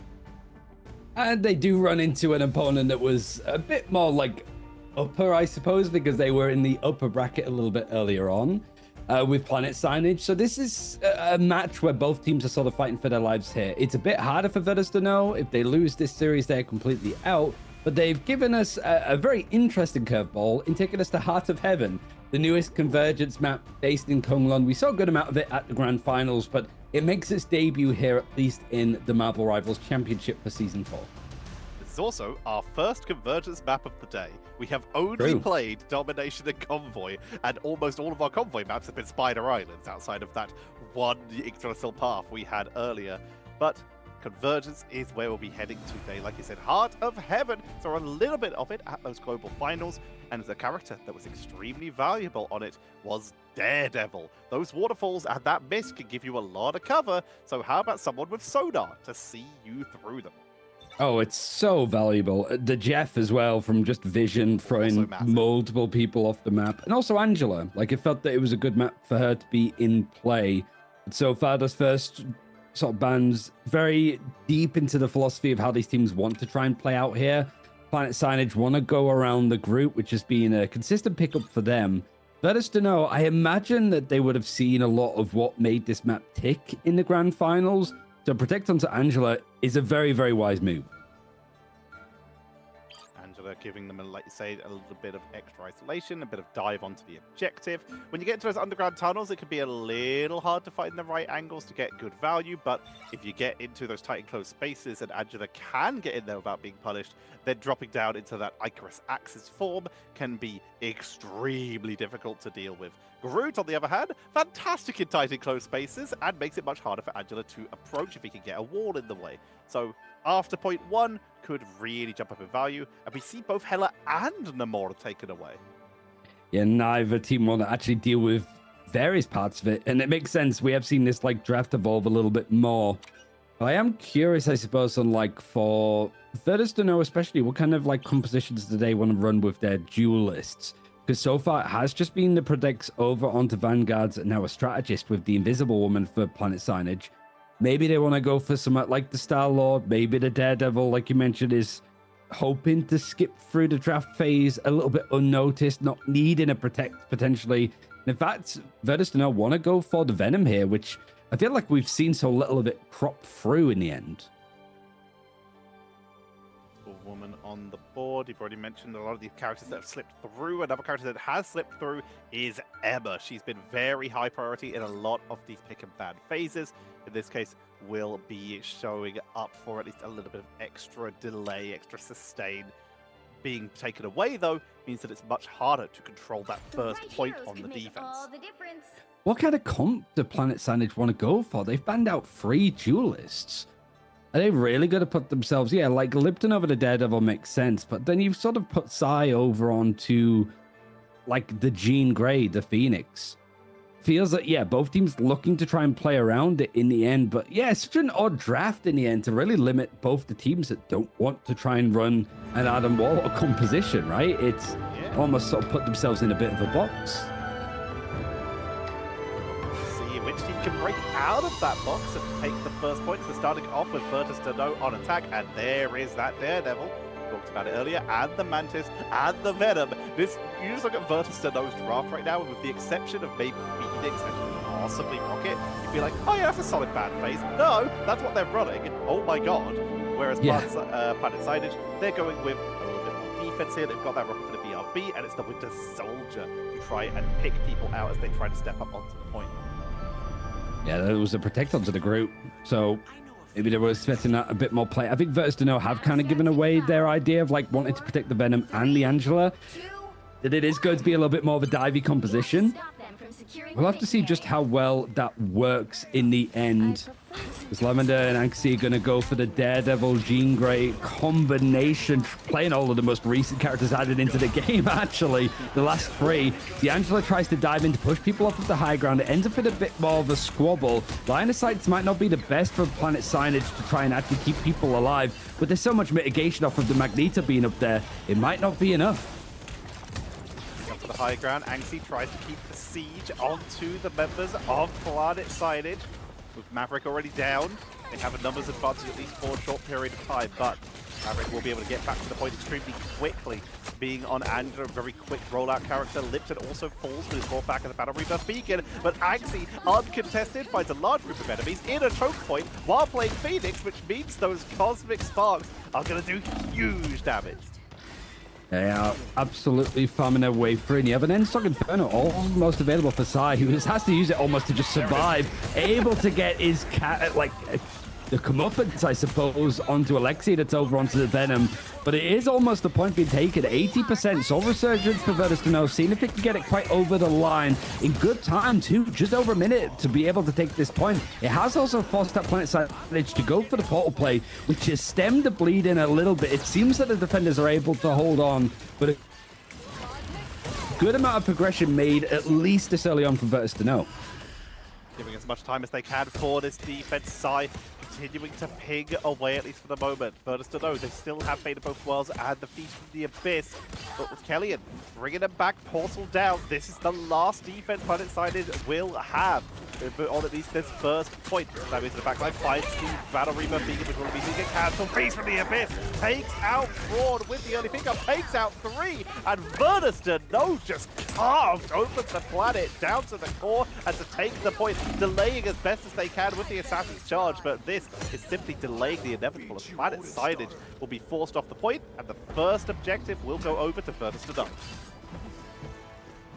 If they've been watching Grand Finals, either teams know that they want to be taking these fights early and often. The objective is going to move itself quite a good amount of distance, but you can already see exactly where Planet Sainage is trying to be set up, where Lavin's pushed up so he can get as much information where this fight's going to come from, what tip of the spear is going to try and dive in first, as they definitely see the Angela starting to loom over to the left-hand side. He's managed to pull down the Strange of Mbappe to the low ground. He's managed to find himself back up to safety. But an Endstock Inferno is going in almost horizontal to cut across and catch up to Fraud. This is great stuff for VirtuesDno to keep momentum going. Sai gets the counter pick up though, meaning that they can keep this pressure going. They still have their own Endstock Inferno if need be, and the chase back is superb by Planet Sainage there. And even with the beautiful opening from Axie, VirtuesDno once again find their push stalled here. The point is still creeping forward, or at least was creeping forward at least a little bit until Planet Sainage stepped onto it. But the fact is, Planet Sainage now have a significant ult advantage. And they have the payload stuck in a hard spot for VirtuesDno to get it moving. Very easy for the defenders to just keep a toe on the objective to keep it stalled out. And now you've got Lavender that's trying to find these like picks and openings of space. And there's so many like bottlenecked areas that it's quite easy for Planet Sainage to hold on, especially when Sai's able to output a good portion of damage on a nerfed down Jean Grey. Looking for openings, looking for an opportunity to try and make something happen. They have been detected here. You can see that mark just above Sai as Daredevil has been able to locate them.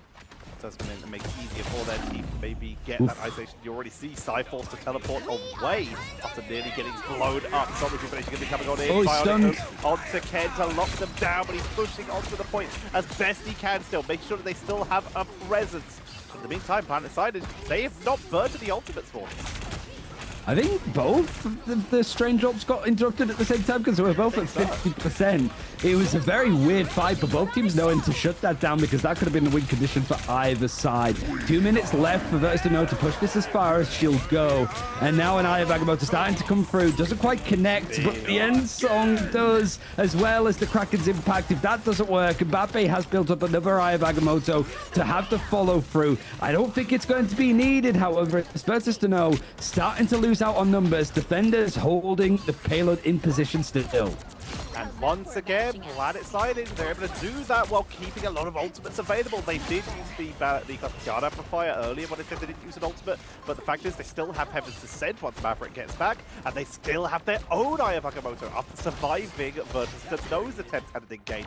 All VirtuesDno have right now is that Cosmic is the dive here for the Ends of Inferno, and soon they will have an invisible boundary, which is big, but if they get stunned out, it's not going to matter.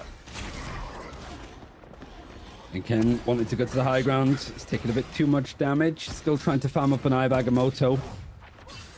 So now, seeing whether VirtuesDno could find a new route to try and touch this point, because being stuck on the underground, it's the same as like Arako. Once it gets stuck here, it is very, very difficult to get past it. The visible boundary is just going to add a little bit more misery in the end for the defenders to try and hold this spot. But VirtuesDno find themselves a couple of picks together. Ensong Inferno off the arm amplifier, able to connect onto two and to take it out of the server for the time being.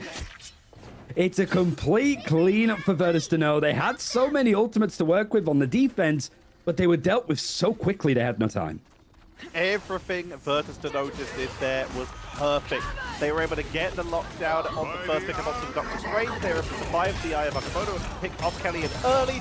And I was going to keep talking him up, but it's just become pointless because everything VirtuesDno did was perfect, and then Planet Sainage came through a portal and ruined their day, took their point, and with 10 seconds remaining, they now have to go for one last-ditch effort for the sustain with that Ensong Inferno for Sai at the ready. Maverick drops down, comes back in the Battle Rebirth Beacon, but that means that there's no rebuff for the turnaround. VirtuesDno in overtime, after getting completely wiped off the board, they charge the point, delay the objective, and they are still going, Ryan.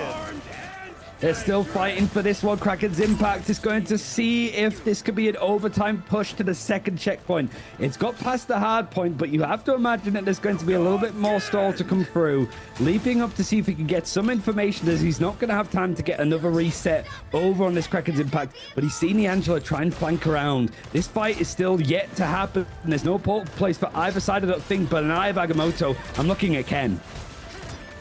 Looking for an opportunity to try and make something happen. Ken is already charged. Kelly is almost charged on the other side. Little Battery going to be coming out from Fraud early. Eye of Agamotto to try and get onto Fraud. Down. They don't find him, and Lipton falls, meaning no Kraken impacts for the side of Planet Sainage. And Ensong Inferno for the blow-up. Eye of Agamotto onto the top line. It's a double. Counter coming out from Axie as the invisible boundary is going to be expiring. Alexi is going to be bringing out that freedom charge for at least a little bit of bonus health to give time for the team to respawn and make their way back to the point. The overtime is ticking down. Planet Sainage are running out of resources, but VirtuesDno have no bodies, meaning the points will be held by Planet Sainage. able to just push it a little bit further, but the Eye of Agamotto combo with Ensong Inferno, and then just a Maelstrom afterwards with that much damage, it's enough to burst through all of that healing that was being thrown at VirtuesDno. They have to defend now, hoping that they can pretty much stall stuff on the first point. I feel like if you have a good hold on first, you set yourselves up really nicely there. It was just that Sainage held on for a minute and a half, 2 minutes before they lost first. If you can make that 2.5, 3 minutes, 3.5 minutes potentially on this defense of VirtuesDno, you have a good chance to take us to map 5. There are opportunities available here. This could go in favor of VirtuesDno if they go for the lockdowns with double revive, Battle Rebirth Beacon, Cosmic, and the Karmic Revival for the sustain here. No Loki to make it a triple revive setup here. Just going to play it a little bit safer with that Invisible Woman. VirtuesDno also not going to be embracing that third Vanguard here for the hold point. They want to make sure that they have the hyper carry. Winter Soldier needed to try and pick people off, especially Sai, who may be taking to the sky with Maverick, potentially creating a double aerial threat.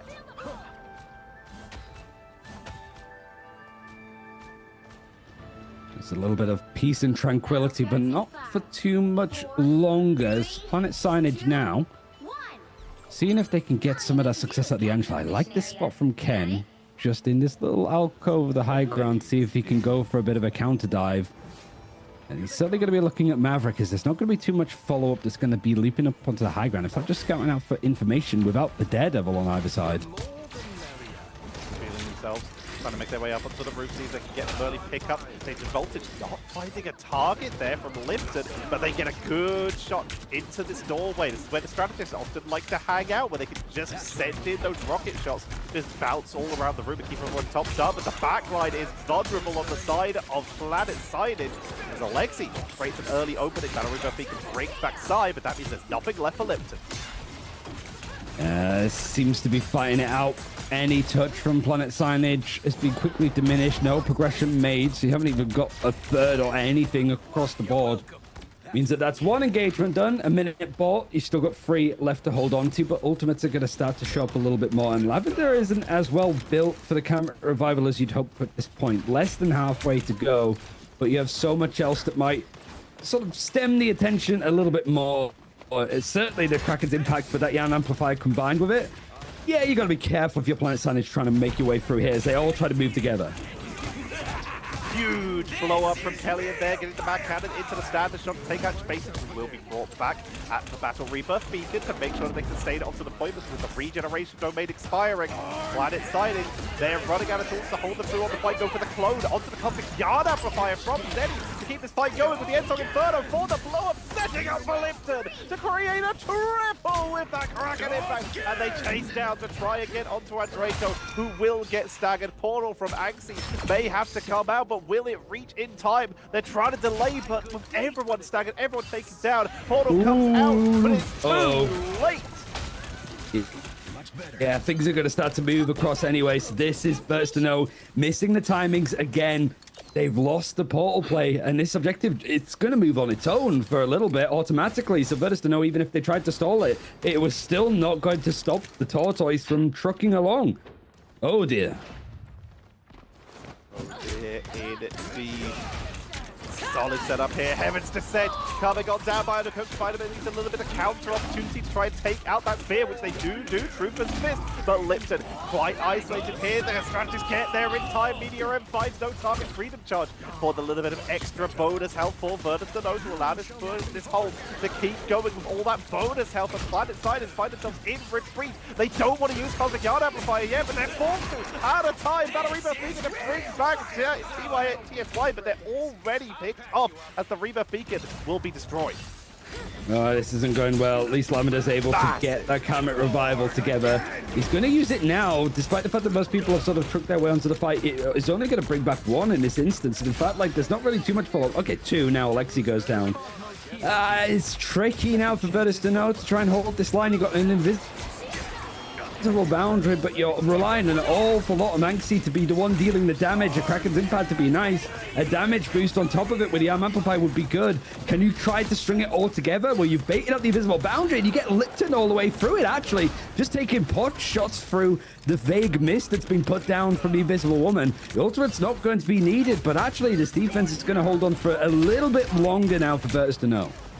We're about halfway through the second point, which is about halfway towards where the side of VirtuesDno was able to breach here. But with 2 minutes and 40 seconds remaining, Planet Sainage, they're not out yet, but they've got to regroup because right now VirtuesDno are keeping the pressure on, giving them no time to reset, no time to regroup. It's a triple, and then once again, another massacre for VirtuesDno, whose defense has looked beautiful after that first point. They've got set up, and now Lavender's in a real good position to be output in the damage. He still has the soul bond in hand, and he's almost close to having another karmic revival. It felt like he was the one that was missing on that first point. If he had that karmic revival in that big team fight, it would have been a very different story. But now 2 minutes to hold. You're sat back very far away from what Planet Sainage want to try and do, and the Yam Amplifier wants to see if there's just enough to scrape through. Freedom Charge is nice to try to deal with the damage that's been thrown out, but you've already lost onto the Bucky. Beerback is going to bring him into the fray, but now the Adam Warlock going to be brought back from the life cocoon. 10% away from having a karmic revival. Big stuff used from Planet Sainage, but it's just bits of utility that's brought them back. Not even the big ultimates yet, as the strategists are just sat back, sitting pretty, waiting for it to become in use. Trying to take the duel, taking one down, means one more reset. Lipton off the board with the invisible boundary, keeping Anxi topped up with Lavender. Just staying so safe on the flank here for the Karmic Revival in case it's needed. And now on the backline, Sai is down, Maverick is down, another minute and a half off the board, and we're about 2/3 of the way through. Lavender is finding so much space and not enough attention from Planet Sainage. Alexi is going to keep trying to take the attention there, seeing if he can just farm up a couple more hits, trying to get away and seeing if he can clear like the beer back or just get some of the armor even. Got hooked out, able to still escape.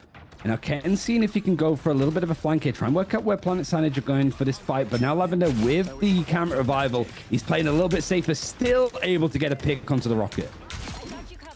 Nice quick blow up, giving them the opportunity to try and push onto the point.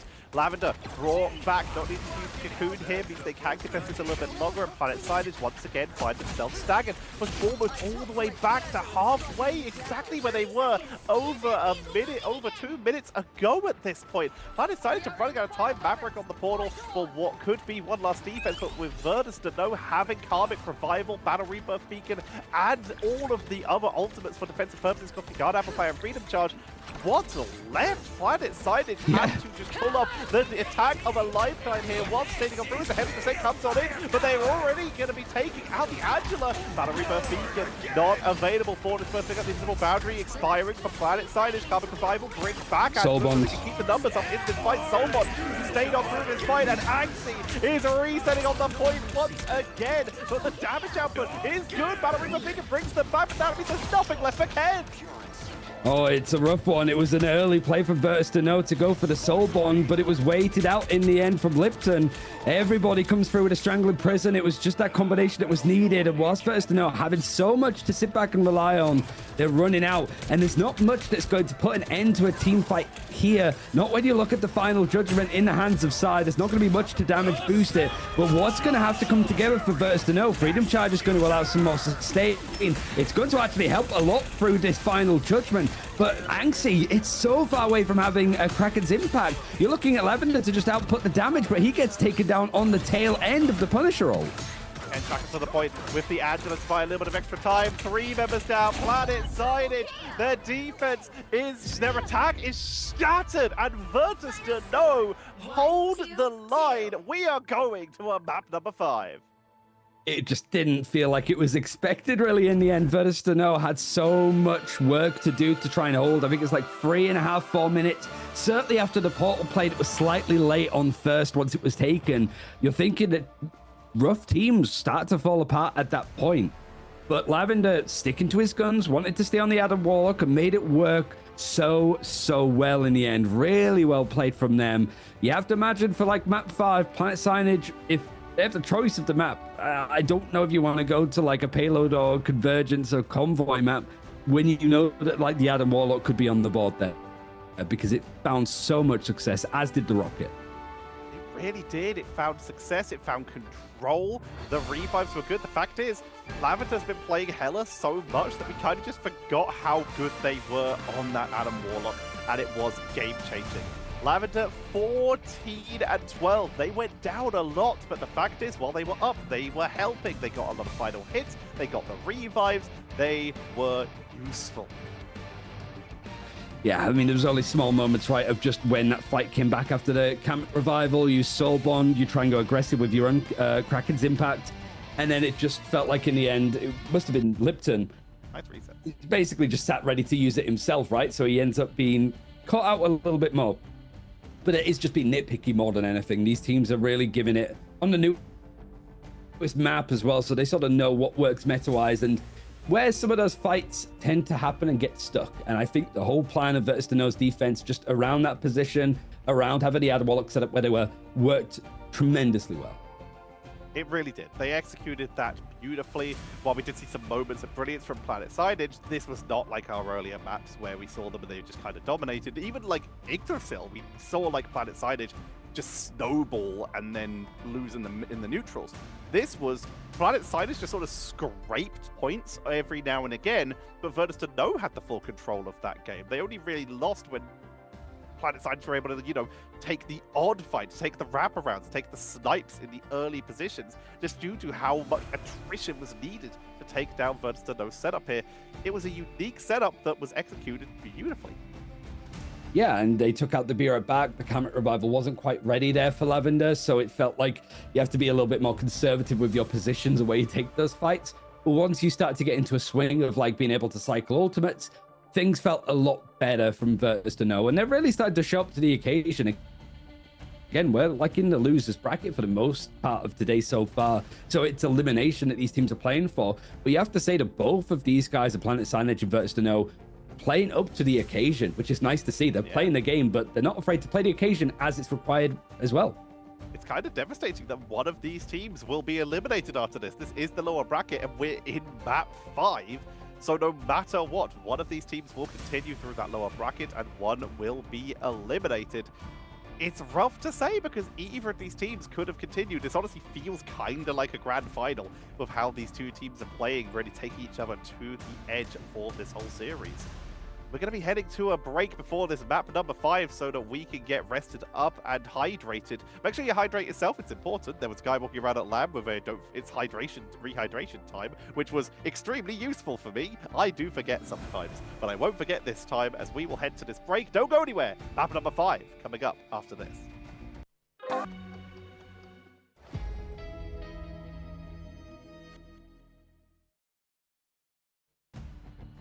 Welcome back. We've missed you, and you have missed, if you only just got here, an absolute belter of a series, as we are heading into map number 5 of VirtuesDno versus Planet Sainage, right? Yeah, it's whether this is going to be a question of whether the team of VirtuesDno is going to go further in this tournament, whether it's going to be a VirtuesDno yes or VirtuesDno. We'll have to wait and see. But also Planet Sainage, I think it's the furthest that they've managed to get into this tournament so far. They've been a regular fixture in the MRCs, but with there being a lack of the Ignite players from Stage 2 in this tournament, means that we get to see a little bit more of these squads that have been actually grinding through the process and looking really good when doing so. This is a perfect like map 5 to take us to, and it is going to be Symbiotic Service to finish as well. So Planet Sainage want to really bring us back to some of the well-drilled maps of the game. A classic, as it were. One of the release maps giving us a lot of potential because this is a map where long-range characters can be extremely viable because the distance between that first spawn and the first point is long. Followed up by a pretty solid hitbox, pretty solid skybox, sorry, allowing for characters like Wolverine to get some extreme value in the underground. We saw a lot of it in Ignite Stage 1, where we saw Hulk and also Thing Wolverine compositions being utilized by teams like Insomnia to basically just toss Wolverines around until they could pick people out of the sky. There are some great... This map has been one of the maps where we've seen some of the most creative strategies throughout our esports careers. Yeah, it's certainly been a good way for these games to finish, for one. I certainly think of like Citadel versus 100 Thieves, which might have been the last time that we saw this map in play for the grand finals. It's, yeah, we have some good showings, but looking at the draft, a little bit different, actually, is the Jeff is going to be still in play for the time being, as Groot is going to be banned out for VirtuesDno. Planet Sainage wanted to still try and work with the side and lock, and actually protecting the Emma Frost to have something to work with, whilst the Adam is also protected, which was a saving grace for VirtuesDno in the last map. We see the Angela also getting removed here. That dive potential proved to be a little bit too annoying, and of course, the speed at which you could get back to the objective to delay even longer was a bit too much. So, Adam on the board. Are we going to see potential bans away from more dive-like characters that can give Adam a rougher time? Captain America, Venom. No, we see that the board once again taken away.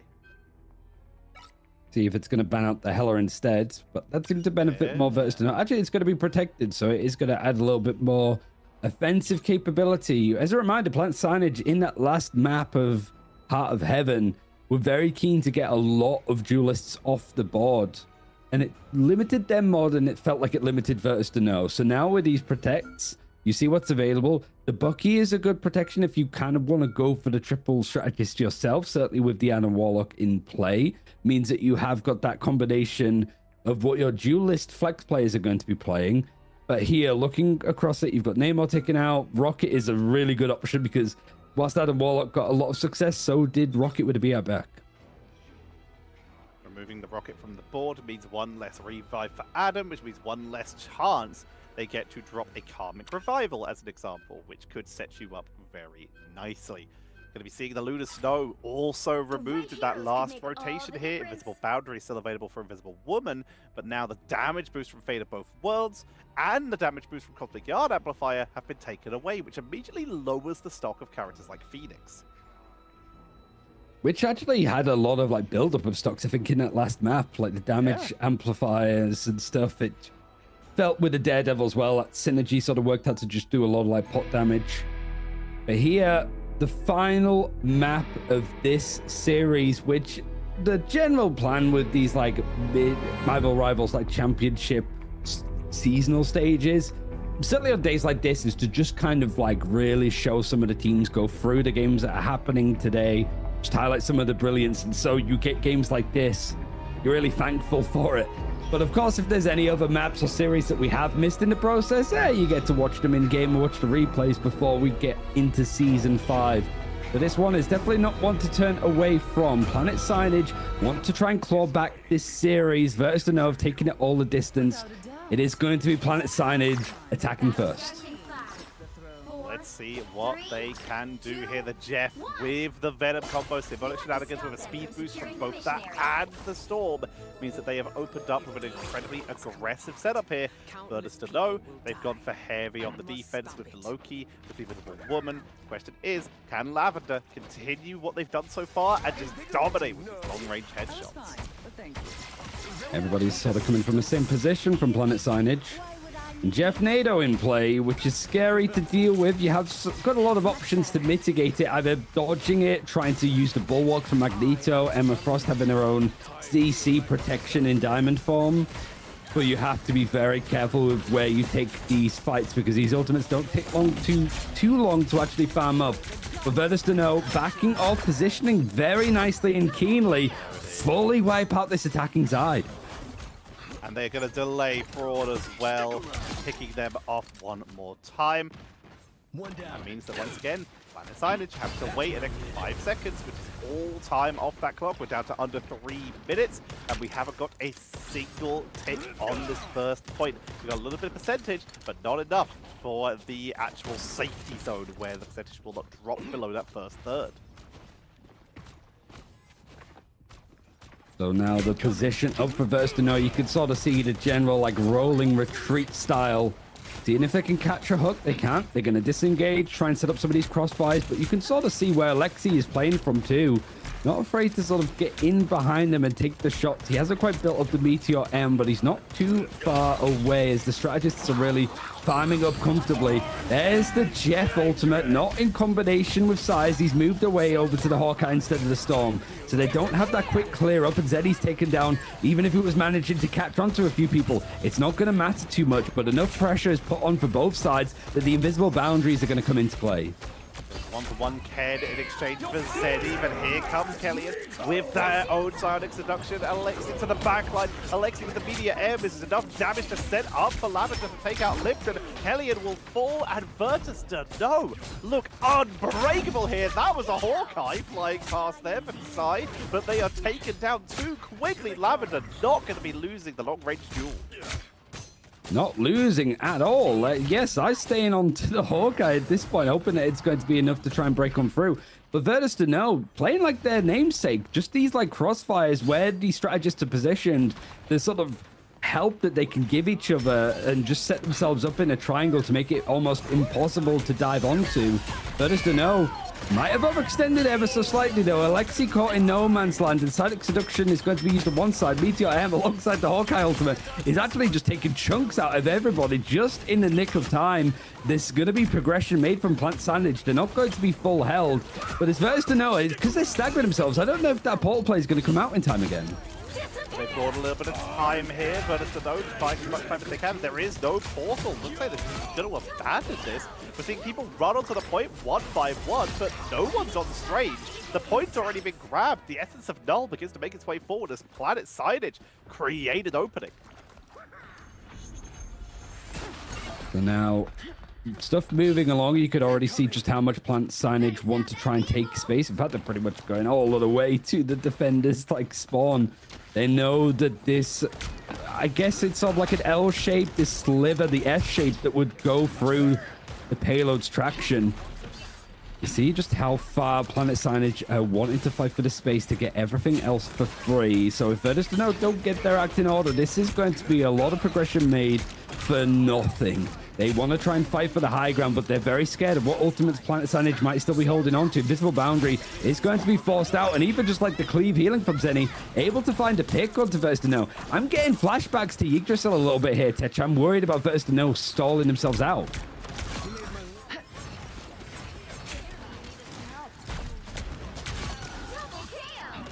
Not today.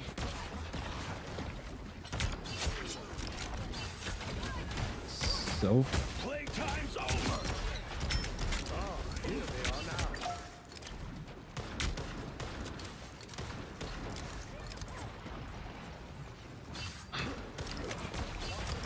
There's still a chance to stop them.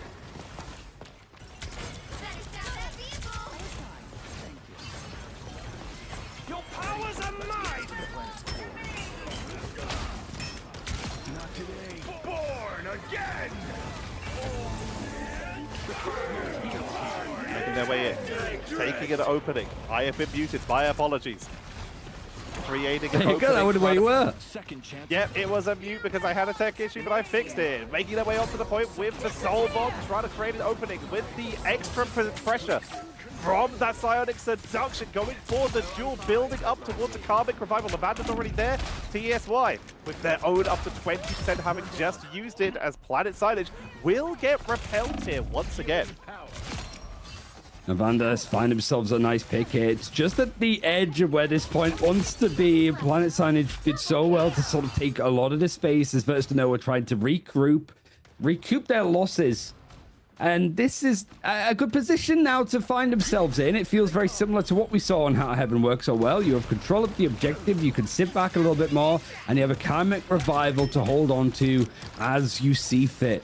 And Planet Signage now with 30 seconds left, not really having many ultimates outside of the Invisible Boundary that's just come online, ready to go currently. They need to be very particular about where they take this engagement from, looking at Lipton and Sai to find these like picks to find an opening.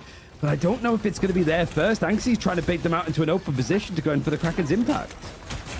picked off the point, try to go for it with the regeneration domain for the duel. They chase back onto that diamond for Emma with that regeneration domain. Not available anymore. The stun onto multiple members of VirtuesDno. They're forced to pull the trigger, but Lives with the Kraken impact has already found the first pick, and now they've got loads close to keep the resets going into the choke point. No regen domain, no invisible woman, and no defense. VirtuesDno are being evaporated here, and Planet Sainage one by one are cleaning on through. They're looking for the revive to try and delay this with the invisible boundary for a couple extra seconds. They can keep this out of Warlock. Oh my God. No revives, come on in! Lavender falls! The Kraken impact is still going, Ryan! It's still getting the resets in, and it's still a fight back from VirtuesDno. I don't know if they went for the pole play. There it is. Anxi able to actually touch just in time. 0.06 away from hitting the checkpoint. It just means that as soon as those bodies are gone, and look at the position for VirtuesDno, they tried to go in and sort of flip the spawns, and they are stuck in a position they really do not want to be in. Loki's managed to actually escape, or at least attempted to with the clones, but the mischief has been managed a little bit more, shut down, as they cannot, VirtuesDno cannot stop Planet Sainage at any given point in this map. It's still going and it's still trucking. But only with a minute to go. The fact is, VirtuesDno are eating away at that clock every single time they take these fights. But Karmic Revival available for Planet Sainage. They may only need to take like 2 more fights to get this if they can just create some openings, whereas Lavender at 52% so far, looking to create some kind of opportunity. They need to delay for long enough in order to have the tools to do so. Draco with that It's Jeff at the ready though. That could be exactly what they need. They can get onto that backline. They pull the trigger early.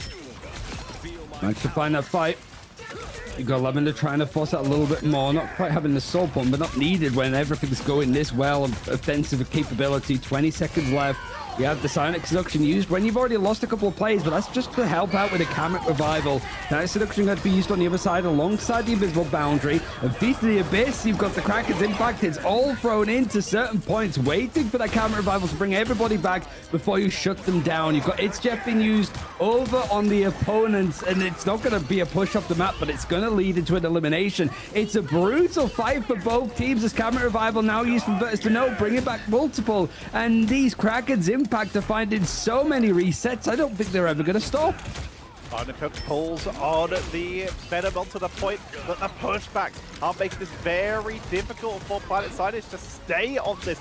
Debated. It's creating too much of a hostile environment by keeping people pushed off with the force physics. They make their way into this aggressive push, utilizing that Mind's Aegis for at least a little bit of an opening, juggling which of the Vanguards is up front to try and force out any mistakes and keep everyone topped up onto the point of Invisible Boundary. Coming on out, but Zeddy now with their own It's Jeff. This could be a huge one. What's left in terms of invulnerability tools from the side of VirtuesDno as Zeddy comes on in to find anyone to eat. Lavender is just once again finding the perfect angle to just duel uncontestedly, finding its hit a little bit, but it's holding on to the point. Sniped Limpton out of the air, and Lavender with the spray on the point as VirtuesDno will hold Planet Sainage.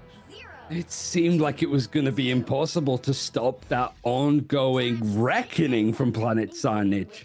It was such a good push from first into second, and then being able to keep stalling out VirtuesDno. The fact that it was held there says a lot. As soon as defensively VirtuesDno can get set up, they're so hard to like breach.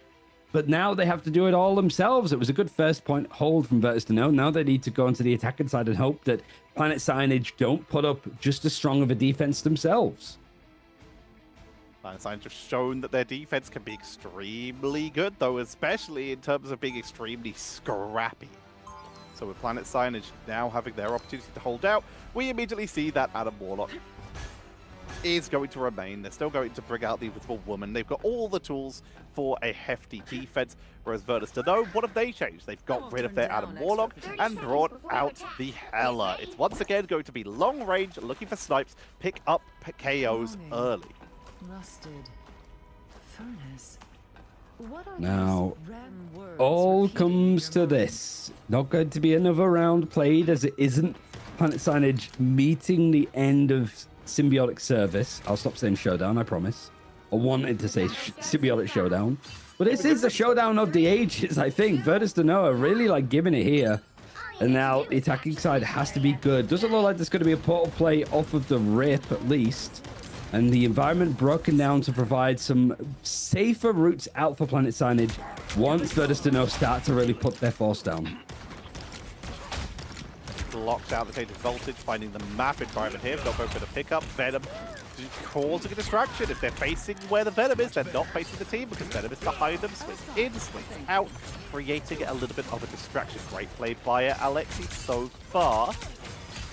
Slow but steady out of VirtuesDno to try and create the opening here, but that is giving more time for TSY to charge up. Already at 28% of a Karmic Revival. Gotta be careful, VirtuesDno need to try and land some of those shots with the Hela early and take an early advantage here as Diamondfall comes in, dive into the backline. Alexi almost going to be finished off, but Planet Signage, they're not looking the healthiest either. No, it's really like even with how this fight is going. You've got an It's Jeff available from a Draco, but they were so low on HP. There was only so much that the backline of VirtuesDno could do. Debated is holding on by a hair, as is Alexi. I don't think he has got the symbiotic resistance to work with. There's just not enough healing to go around as Planet Signage hold off now. It's still like a minute and a half. You're going to stall it out to be just a little bit longer for VirtuesDno to get their stuff together. But you have got some nice ultimates available on the attacking side. It's just whether stuff can come out and catch Planet Signage before that Karmic Revival's available for Sai. Kraken Impact, it's Jeff. Invisible Boundary, almost everything is charged up. But like you say, Karmic Revival is the game changer for the side of Planet Signage. They're just going to wait it out. 95%, as long as you don't get picked off by Hela early. And this is the opportunity, but you can immediately just see that health bar almost disappear for TSY. Oh my god! Is always on the point, but they're sustaining at least through for the moment. Everything is charged up, except for one ultimate for each team. That introduction going to be coming in early immediately. The invisible boundary for the turnaround. It's Jeff drops as well, takes Bucky, and tries to remove them from the fight to buy at least a couple extra seconds here. This will give them a little bit of an opportunity to try and take the duel, and takes them down. And Draco finishes off Lipton, but the Karmic Revival was dropped, and it does bring out Lipton just in time. They need to make progression on the point, though. It's still at 0. They haven't managed to get too much, and it's not looking likely this time either, as the Kraken's impact is starting to connect. You've got the two strategists focused on keeping themselves alive. That means that there's no support left for Lavender. You have got a pick that's actually gone in the way, so Lipton is down for the time, but it's still the bodies of Plant Signage pushing a bullying VirtuesDno into an early reset. You've just got over a minute left. This could be a full hold Tetcher if VirtuesDno don't get their act in order. They gotta start to get something going here. They just burned all of their ultimates. They still have the opportunity to Doctor Strange to portal onto the objective here to try and recontest at least once. But in terms of resources, it's Jeff. And that's about it. Otherwise, they're working on charge right now. But on the other side for Plant Signage, they don't have anything yet. All they have is positioning advantage. 40 seconds. It's Jeff. It's hard to really get too much out of it. It seems that both teams to be very good at dodging these ultimates that have come in from this pesky land shark. But Zenny has gone down early. That means that there's less to rely on. And Sai not having a Karmic Revival means that there is a clear window here. Invisible Boundary has to find all of the work to keep people alive. And it seems to be working. It's Jeff that's going to be used for the sustain more than anything. It also does go in for the grab onto the point. A third hasn't even been grabbed yet, as it's about to reach overtime. I don't know if Plant Signage want to go for the portal play. It might not even be needed because the Karmic Revival is going to bring back multiples. But there's enough time actually that the point is starting to be taken. It's pretty much on the precipice of VirtuesDno to actually start to get the payload moving along. So the Karmic Revival might not be able to find too much in the end. Even though the picks are starting to maybe go Plant Signage's way, it seems that they're outnumbered, but it's hard to gauge at this point. Never mind, VirtuesDno are dying out one by one. We saw Planet Signage get picked off early. Karmic Revival came on out, and they used its Jeff defensively to create a zone where VirtuesDno could not dive onto the point. They dropped Kraken Impact, and then with its Jeff being axe-faced immediately, he had to Trooper's Fist up instead of into an opponent to try and get a reset. This meant that all the momentum that VirtuesDno had was shut down. They were unable to push on through, and by that point, all the defensive tools for VirtuesDno were used, all the momentum was gone, and it was just the attrition of the side of Planet Sainage that was able to win out the day and control that point. They were even swapping over to Strange for a last-moment portal from Fraud, just in case to keep the numbers even. Planet Sainage move on in the lower bracket. Lipton getting almost 20 final hits. Woo. Found so much value, and I think the word attrition really does suit up this series. Both these guys already played a full best of 5 in their first game. Well, it wasn't a full best of 5, it was a 3-0, but it was a best of 5 regardless. And then they have to play out this one, which is constantly back and forwards. It isn't just domination, it can be very quick in the end. This in itself was a 15-minute map almost.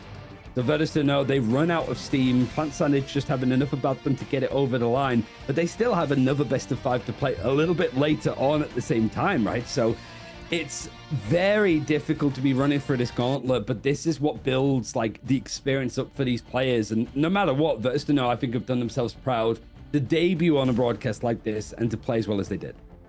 Couldn't agree more. 100% a convincing showing that this is some talent that needs to be kept an eye on. It's what we've said about some teams that some of you may have heard of. Ex-Oblivion, for example. Chopped, for example. Teams that came through MRCs as their first showing, and we're like, yeah, we need to watch that.